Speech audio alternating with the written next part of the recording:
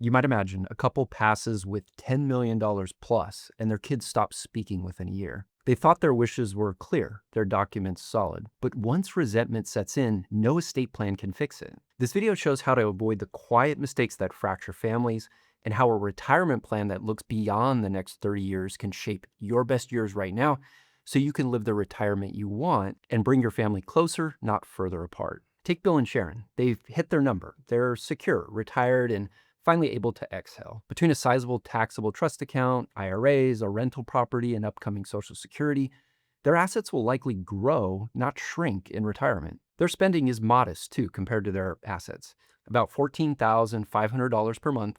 That includes travel and giving.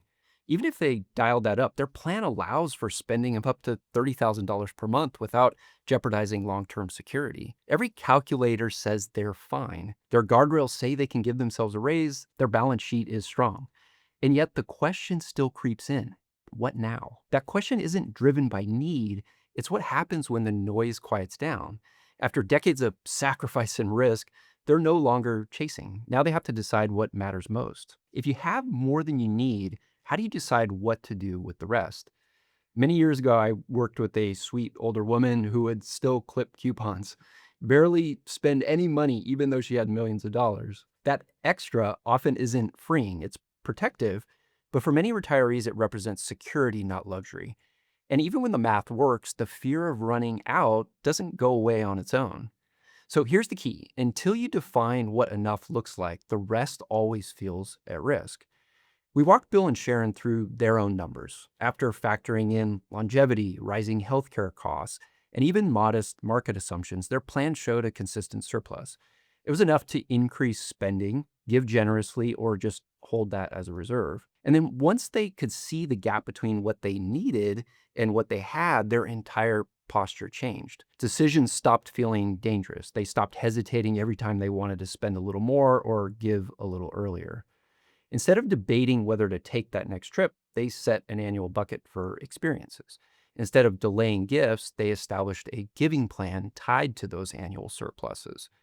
And once they saw how much was extra, they could shift from fear-based saving to more purpose-driven spending.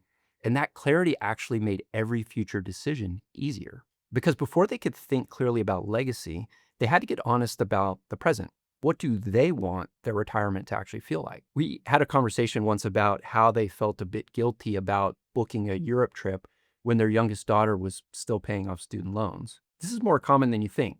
Bill and Sharon spent decades making sacrifices for their kids, and now that they can enjoy their money, there's a new guilt. Should we really spend on ourselves when the kids could use it? Add that to the social pressure. At this level, people might start asking legacy questions early.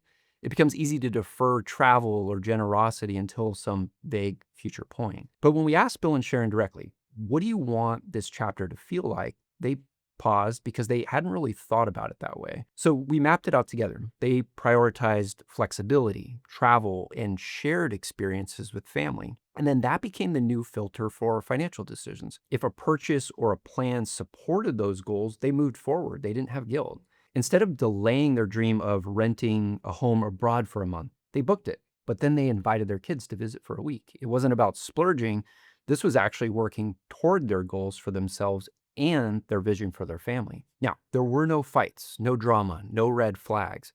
But is silence the same as peace? Their trust was done, wills updated, powers of attorney set, but none of it had been shared with their kids. When we asked why, they kind of shrugged. We don't know how to approach it, and that's common. So here's the risk. When families avoid conflict by staying silent, they actually create more ambiguity. The kids don't know what matters most to their parents. They don't understand the meaning behind decisions. And emotional landmines, like who gets the house or why the estate is split a certain way, go unspoken. We helped Bill and Sharon map out a plan to host a simple conversation. Not a legal download, but a values first dialogue. They shared what they cared about most: keeping peace, honoring effort, and making sure no one felt blindsided. Just hearing that helped clarify expectations. Now, a legal document can split assets, but can it convey love, intention, or meaning? One child might inherit the lake house, but never know it was their father's retreat after 70-hour work weeks. That's the gap that documents can't close. This is where meaning gets lost. Sharon and Bill knew what their money represented, years of risk, sacrificing for their kids, and building something that could last. But that story wasn't written into the estate documents. When money moves without context, the kids fill in the blanks themselves. That's where conflict starts, especially when meaningful assets like a home or a business are involved. So we encourage them to narrate their story, to write a simple letter that explained their decisions, their hopes, and the values that shaped both. More importantly, to begin sharing these conversations with their kids. Alongside the trust, they added a one-page values letter. It explained why they structured things the way they did, what they hoped for each child, and why some choices were made with legacy in mind. Their kids might inherit assets, but not the story behind them. That story and the values it carries only gets passed down through intentional communication. So what if the most valuable part of a legacy isn't the money at all? The truth is, siblings will remember a single family getaway weekend more vividly than anything in the will. And this is the shift. Sharon and Bill realized their estate plan was airtight, but their family plan was vague. The documents were clear, but the relationships were really untested. So we started small. They invited their adult kids and grandkids for a weekend at a lake house rental. One morning, they shared a giving exercise. Bill and Sharon allocated some money to a family giving fund, and each person picked a cause they cared about and shared why they chose it. That moment did more than any legal document ever could. It showed values in action. It surfaced hidden strengths and sensitivities.